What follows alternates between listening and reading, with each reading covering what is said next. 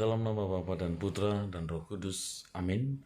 Umat Allah yang terkasih, hari ini Injil yang kita renungkan dari Lukas yang berbicara tentang kisah perjalanan dua murid ke Emmaus. Setelah mereka mendengarkan dan melihat segala sesuatu yang terjadi, mereka akhirnya pulang ke kampung halamannya dengan rasa yang hancur, dengan rasa kecewa, karena yang mereka harapkan, mereka duga bahwa Yesus akan menjadi Mesias atau penyelamat bagi mereka, kini mati di tangan orang-orang Yahudi dan orang-orang yang membenci Yesus. Namun mereka lebih dibingungkan lagi karena mereka mendengarkan bahwa Tuhan kita Yesus Kristus sudah bangkit dari kematian. Dan berjalan sambil dikelilingi oleh putaran pemikiran yang demikian, membuat mereka lalu tidak menyadari bahwa orang yang bergabung bersama mereka berdua adalah Tuhan Yesus sendiri. Yesus menceritakan kisah kitab suci dari awal sampai akhir dan bahwa semuanya harus digenapi. Akan tetapi mereka tidak menyadari. Mengapa? Karena mata mereka masih tertutup. Ada yang menyelubungi mata mereka sehingga mereka tidak sungguh-sungguh menanggap bahwa Yesus itulah yang saat itu sedang bersama-sama mereka, sampai pada akhirnya pemecahan roti ketika mereka mengadakan perjamuan bersama di rumah salah satu dari mereka. Dan pada saat Yesus memecah-mecah roti, terbukalah mata mereka dan mengenali bahwa dialah Yesus. Lalu mereka pergi kembali mendapati kumpulan para murid. Saudara-saudara, ada beberapa hal yang bisa kita petik. Pertama, para murid ini telah terlalu dirundung oleh kecemasan, ketakutan, dan kesedihan. Mampukah kita melihat sukacita hidup setelah kita menerima kebangkitan Tuhan?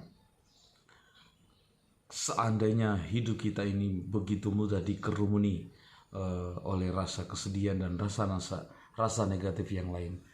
Ada analogi yang menarik, ialah bahwa dua kelopak daun kecil itu bisa menutupi dunia.